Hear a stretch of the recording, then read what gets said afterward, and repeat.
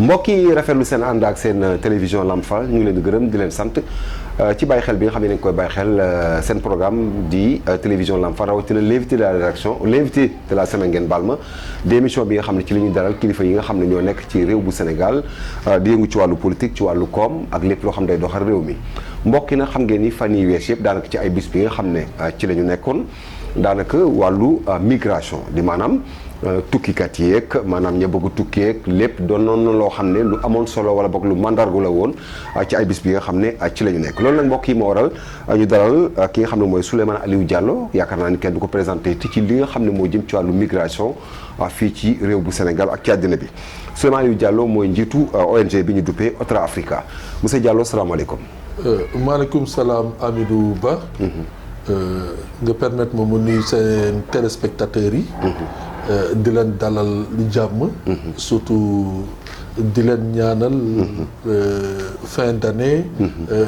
fin d'année wu jàmm.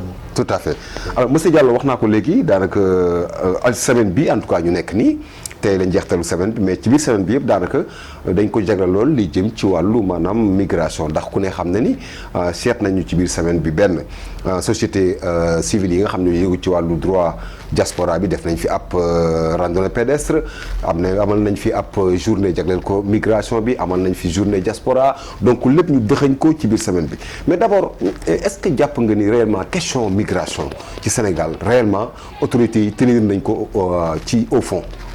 waaw nga permettre ma si tàmbali effectivement wax nga fi lu am solo. semaine bu ñu génn nekkoon na semaine bu intense par rapport ak la vie de la migration.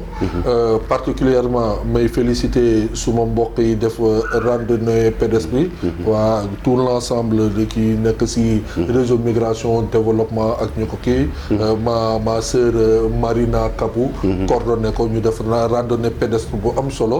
man daf fekkoon ma nekk bitim réew loolu moo tax participer wu ma si mais composant là si vraiment ma leen di féliciter yeneen ñaar yi si des mooy ni que la journée nationale de la diaspora vraiment muy journée bu am solo si tàmbali ñuy remercier le chef de l'État le président Bassirou Diomaye Diakhar Faye le fait ni que mu xalaat ni que diaspora bi dans sa composante war nañu mën a toog waxtaan daje parce que bu ñu newee 15e région la rek 15e région bu virtuelle la mais bu ñu toogee ba ñu def ko physiquement doomu Sénégal yi nekk ci àdduna bi wërngal këpp ñëw daje ci centre de conférence Abdou Diouf bu Diamniadio vraiment muy nekk ay moment yu am solo moment de partage yoo xam ne vraiment ñu bëri ñu gëjoon gise nañ fa waxtaan yi ay résolution yu am solo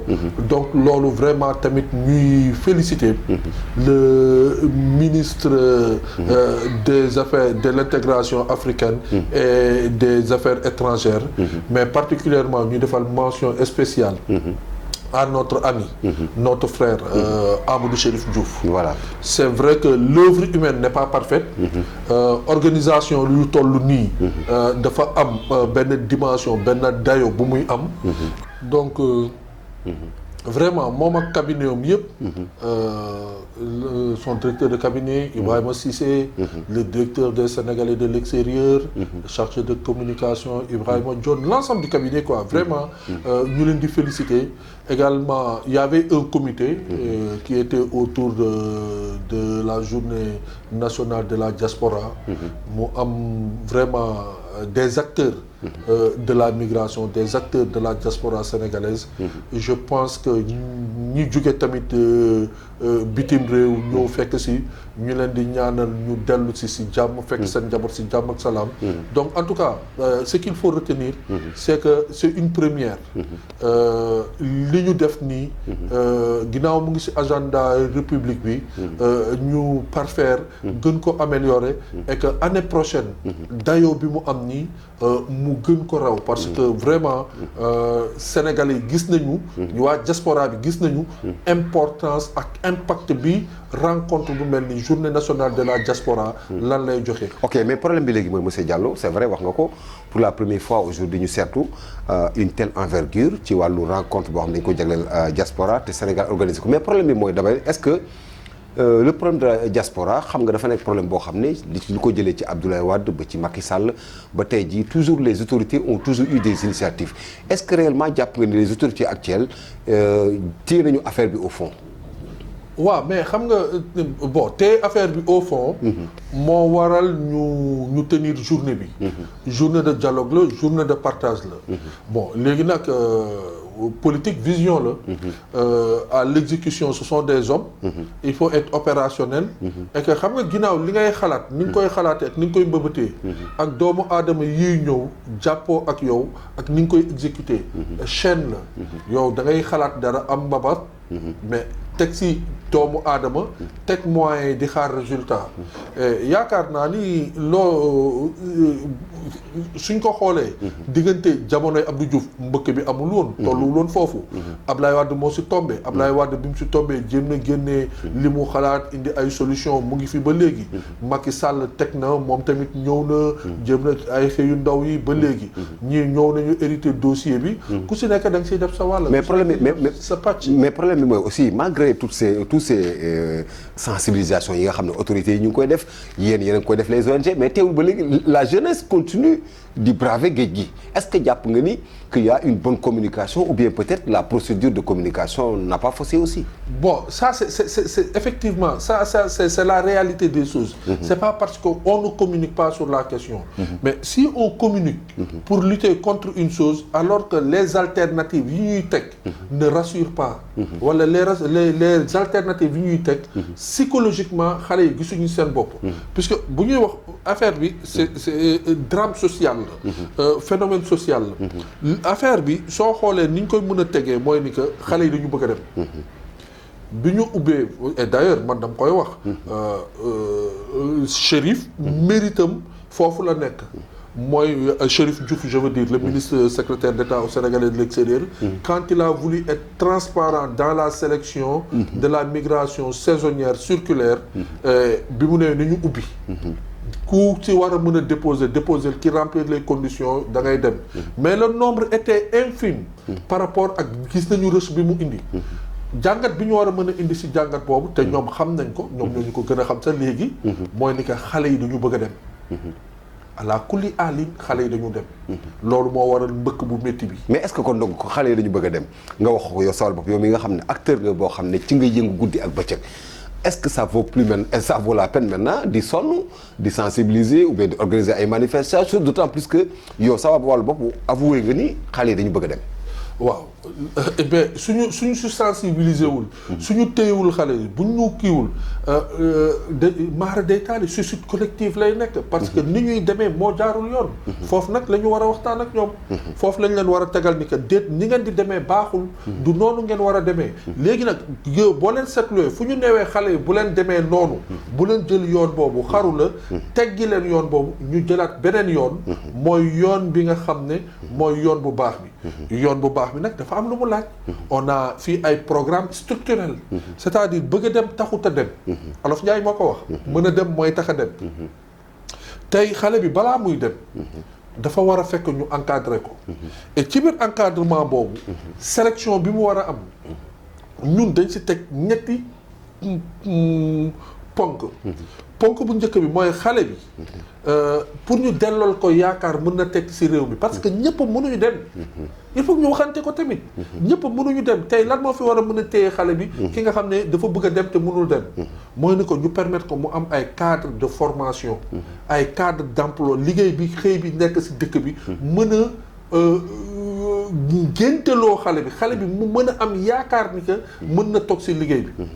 man damay faral di ko wax parce que ci sama ligne d'investigation sama ligne de recherche foofu laa ko teg tey xale bi balaa ñu koy génteloo dem nañ ko former les programmes de formation yu mel ni les programmes de 3FPT nañu renforcer les bons de formation 3FPT jox 3FPT jumtuwaay bi nga xam ne tey da ngay xool 3FPT bu ñu ubbee seen antenne yi seen pour ñu bindu bon defe naa chiffres yu mujj je pense que bon ñoom dañ si communiquer 65000 xale ñoo bindu si 65000 xale yu bindu ñoom 5000 bons rek 6000 bons la ñu mën a joxe donc dañu bàyyi 59000 xale en rade mais 59 xale yooyu bindu bëgg a def formation na état renforcer moyen wu 3FPT jox leen jumtuwaay seen contribution forfaitaire à l'emploi boobu ñuy def ñu uti yeneen fonds renforcer ko si 3 tey xale à n'importe quel moment du benn bon rek lañ la war a jox tey mën nga def formation par exemple en électrotechnique boo paree sa formation en électrotechnique au bout de 2 ans amoo liggéey balaa ngay nekk ci tali bi war nañ la mën a permettre nga demaat ci beneen session de formation par exemple nga def nga électrotechnique 2 ans de formation 3 ans am nga sa BTS mais amoo liggéey au lieu ngay toog ci tali bi wala ngay xalaat dem bitim réew ñu permettre la nga amaat beneen seconde opportunité nga dem defi formation en solaire wala en eau froide wala en kii xam nga ni xale bi ba léegi mu ngi am ay perspectives deuxième kii bi mooy ni que xale bi formé nañ ko mu ngi jàng donc nekkul ci tali bi xalaatam nekkugul ci dem deuxième bi Sonaged mais man amul programme tey programme buñ ma munti wax ci Sénégal bu war a mériter ay milliards man suñu ma laajtee damay ne Sonaged la war a nekk xam nga lu tax da ngay toog 2 heures du matin 3 heures du matin si mbeddu Ndakaaru yi boo taxawee nga gis xale yi sol seen tenue yu vert lumineux yooyu ak fierté bi ñuy jëlee bale ak ni ñuy setalee réew mi nga xool ni que y a de cela 10 ans koo ñëw ne ko kaay nga tokk si kii éboueur dalay ne da nga ma yab tey am nañu fierté wu liggéey dans ces programmes là mais man dama jàpp ni que ginnaaw am nañu nangu nañu liggéey ci programme boobu dañu war a fexe liggéey ak ñoom ba seen xel toog ci programme boobu maanaam kii di bale Paris ak kii di war a bale Dakar dañu war a am même fierté bi am nekk dans les mêmes conditions de travail dans les mêmes conditions de travail social c'est-à-dire le balayeur de Dakar ne doit pas être dans des conditions de précarité au contraire yi kooku sax la ñu war a gën a motiver kooku la ñu war a gën a jox salaire kooku la ñu war a gën a permettre mu am fierté boo ko gisee ngay ne pourtant de kii balayeur la mais mu ngi ak oto mu ngi ak jabaram mu ngi ak kii fierté boobu man laa jàpp ni que Sonaged yooyu ñooñu li foofu nag la ñu war a mun a dugal alal bu bëri parce que xale yi ñu ngi foofu ñu ngi fay daan seen doole. Alors si je comprends bien monsieur Diallo exposition bi nga xam ne jot nga koo def léegi cela voudrait dire tout simplement que nos autorités politiques ont échoué d'autant plus que malgré les projets malgré les programmes yi nga xam ne dañ koy mettre sur place pour assister ces jeunes pour ñu bañ a dem et que nga indi un exposé boo xam ne c'est carrément contraire à li fi ne ça veut dire que donc c'est zéro li ñu jot a def fii. Non, ce serait très léger de dire que c'est zéro après autant d'années. Mais tey booy def évaluation bi. Après autant de ressources injectées dans la lutte contre la migration irrégulière, autant de fonds, autant de moyens, autant de programmes et de projets ba léegi gaal yaa ngi dem. Donc je dirais pas que c'est un échec, mais il faudrait réorienter la politique. Et sur ce, vraiment, je pense que tout dernièrement, on n'a pas eu des résultats extraordinaire. Bon, mais il faut reconnaître le travail de la DNLT pour dissuader un peu vraiment les intermédiaires, trafic bi ci am et surtout rendre hommage à la compagnie de la gendarmerie, à la compagnie de l'environnement de la gendarmerie. C'est une dame qui le commande, la capitaine Aïssatou Diagne, qui fait un excellent travail, vraiment qu'il faut saluer. Elle est au diapason de la question migratoire, c'est le point focal de la migration au niveau de la gendarmerie. Moi, de manière échec, c'est vrai que beaucoup de moyens ont été déployés, mais aujourd'hui, il faut encore revoir le dispositif, renforcer les moyens de qui, mais quel que soit Alpha, si l'épine dorsale de ce problème n'a pas été touchée, si on évite vraiment de toucher la question pertinente, moi je dis que c'est cette question qu'il faut comprendre. Les oiseaux émigrent. Picc yi dañoo naaw di tukki mala yi dañu màmb doomu aadama yi dañu voyager ok suñu facilité wul voyager wu doomu aadama yi problème bi mënuñu ko voilà ok sans transition donc wax nga ko léegi doomu aadama yi dañu màbb di voyager jamono moo ko laaj parce que tukki moom ku ne xam ne ni que lu yàgg la ci àddina alors ñu seetlu ci semaine bi nga xam ne ci lañ nekk li gën a bari ci acteurs yu mel ni yow nekk ci société civile bi dafa am loo xam ne jël nañ comme slogan muy réciprocité des visas ñoom li ñu bëgg mooy France États-Unis Hollande ak dëkk boo mënti doon ak loo bari doole boo ñu laajee visa ñun sénégalais yi ñu dellu la ko laaj est-ce que jàpp nga ni Sénégal toll na foo xam ne war na mën a doxal réciprocité bi boobu. bon xam nga dañ koy dégg ñu koy wax. lu war la. dañ koy dégg ñu koy wax. lu war la. danga may rokki mi rokka. waaw sama mbokku pëli loolu la ñu wax. voilà rokki mi rokka sama mbokku pëli loolu la ñu wax. mais rokkam. ko dañ daa. kon rokkam ko dañ daa. waaw donc am na fenn foo xam ne. booy waxu réciprocité. kan ngay defar réciprocité ak ban dayoo nga am. boo xoolee tubaab yi ñuy ëpp ñu fiy ñëw. tourisme moo leen di fi indi. wala wàllum diplomatie wala ay conférence wala yenn liggéey yi. moo leen di fi indi te ñun condition yu ñuy demee. suñu demande pour dem foofu moo ëpp. fajo da ngay dem. football yi da ngay dem. artiste da ngay dem. jaay da ngay dem ainsi de suite ñun suñu demande pour dem moo ëpp juróom benn yoon ñoom seen ñëw. est-ce que gis nga ñoom ni ñu leen yombalee ñëw bi. ak li ñuy indi. ñun suñuy dem lan la ñuy yóbbu. donc réciprocité bi war na mën a am. mais Sénégal kese mënul def réciprocité. Sénégal kese mënul def réciprocité pour yow Sénégal kii di ñëw di indi koom-koom di indi alal tourisme. wala si yenn milieu d'affaires yi. boo ko tënkee day dem ci beneen pays bi à côté. ok tey ñoom bu ñu lay jox visa joxuñu la visa wu France. visa wu Schengen lañ lay jox. Schengen ñaata réew la Schengen 27 réew la. donc yow Sénégal yaa ngi xeex ak. 27 réew ak ñaar fukk ak juróom-ñaar réew. benn réew ngay jàkkaarloog ñaar fukk ak juróom-ñaar réew. États-Unis 57 pays lañu. donc yow Sénégal nga war a def ak 57 états. donc problème bi foofu la. léegi pour ñu mën a def réciprocité mën nañ ko def. dafa am ay mesures d'accompagnement yu war a am. yan nga yaakaar parce que aussi c'est loolu mooy problème bi mooy le fait que aujourd'hui li nga teg nii c'est vraiment raisonnable mais aussi bëgg ko def ak aussi am na loo wax sànq.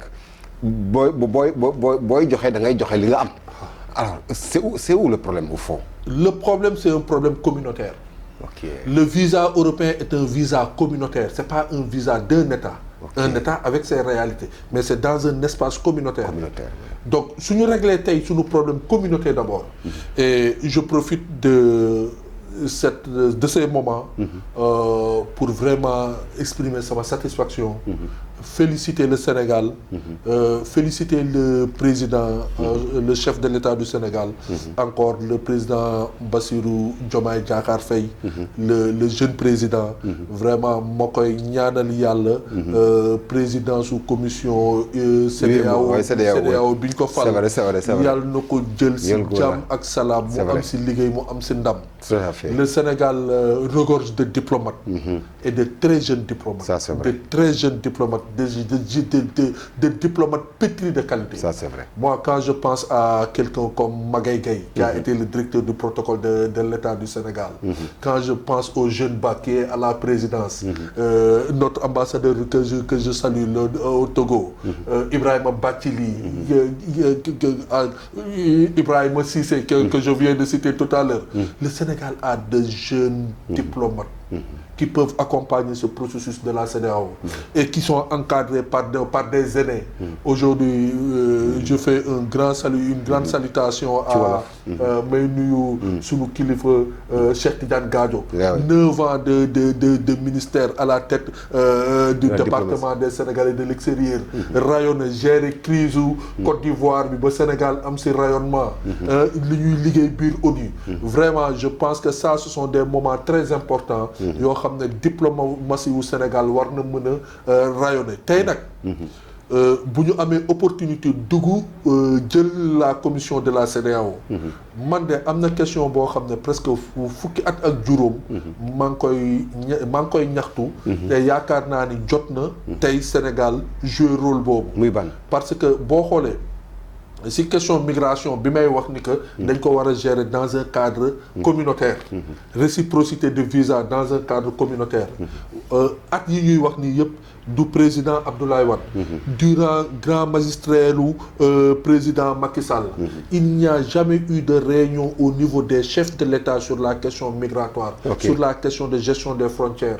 Sur ces questions vraiment man yaakaar naa ni. Le président Bassirou Diomaye Diakhar Faye. l'État du Sénégal war na mën a convoquer une réunion sur les questions migratoires que ce soit au Sénégal ou que ce soit là c'est le bon moment c'est le bon tempo aujourd'hui puisque la balle est au Sénégal que ñu toog waxtaanee ces questions là. Voilà c'est ça alors léegi Souleymane da nga poser question da nga teg une question très importante muy li jëm ci wàllu réciprocité visa yi c'est une question communautaire que ça soit en Europe que ça soit aux États-Unis alors léegi si je comprends bien c'est un combat qui pourrait pas réussir d'autant plus que comme vous l'avez dit un pays face à un continent européen un continent américain d'après vous est-ce que projet boobu mën na jàll même si vous acceptez ou bien vous dites que c'est logique à ce que ñu def réciprocité bi David et Goliath. Donc mais man je ne me lance pas dans un projet sur lequel je ne suis pas sûr de réussir. Et que bon c'est pas parce que ce sont des puissances que waruñu ko mais suñ koy def nañu ut la stratégie qu'il faut. am nañu les gens qu'il faut on a les ressources humaines. On a ce qu'il faut maintenant c'est de devoir ñu encadrer ko ba nga xam ne buñ koy def aussi. bu mu am lu bëri lu mu lor. voilà ok voilà alors monsieur Diallo mu mel ni li des ci émission bi daanaka bariwul mais dafa am benn question boo xam ne mënuma koo mooy parce que xam nga. wax nga ko sànq sa biir wax d'ailleurs au temps de Abdoulaye Wade moom moo tombeek immigration bi xaw a takarnaase am lu projet yu bari yoo xam ne amoon na ko Macky Sall la ñëw mu gën a takarnaase tey jii un nouveau régime avec Diomaye alors yow en tant que acteur est-ce que da nga jàpp ni là où nous sommes avec ce nouveau régime immigration clandestine bi irrégulière bi maanaam dafa reculer ou bien dafa avancer. Bon ça dépend si ban contexte nga koy jëlee. et ban période li nga koy dafa gën a takarnaase wala parce que on avait constaté ci ay jamono presque chaque mois ou bien chaque 2 semaines nga dégg bateau sangam jàpp nañ ko wala nangam mort et cetera est-ce que actuellement boo defee xayma sa xel dina dal ni maanaam yëf yi mu ngi dellu ginnaaw. non mun sama xel mënul dal ni que si yëf yi mu ngi dellu gannaaw. pour ñaari raisons. ok am na fi benn période boo xam ne ay waxambaane rek ñoo doon dem. mais tey dafa am loo xam ne daf ma tiital. ay xale yu tuuti. ay xale yu mineur. ay jigéen yu ëmbaloo. surtout ay jigéen. ay jigéen yu ëmbaloo. ce qui pose problème d'ailleurs. bu ñu gisee ñooñu di dem façon bi ñuy demee. du ma xool ci lim bi. couche bi laay xool. ok parce que boo xoolee y a de cela 15 ans. xale mineur tout tànk ñemewuñ ko woon dugal ci gaal muy dem. jigéen bu wan na lor. xelam du yëngatu ba muy jël risque boppam. ak ji lu wan na lor nu mu toll. ngay ne da ngay jël gaal. donc contexte boo ko yóbbee ci contexte boobu rek. da ngay kii te benn affaire boo xam ne man mu may jaaxal. et il est important que ñu wax ci. il est important ñu teg suñu baaraam foofu. gis ngeen à chaque fois bu ñu tëjee benn yoon. beneen yoon day ubbeeku. bu njëkkaan ndakaaru fii diggu ndakaaru. Soumbédioune. Hann Yaraax. Tefes. Tëngéej. Bargny.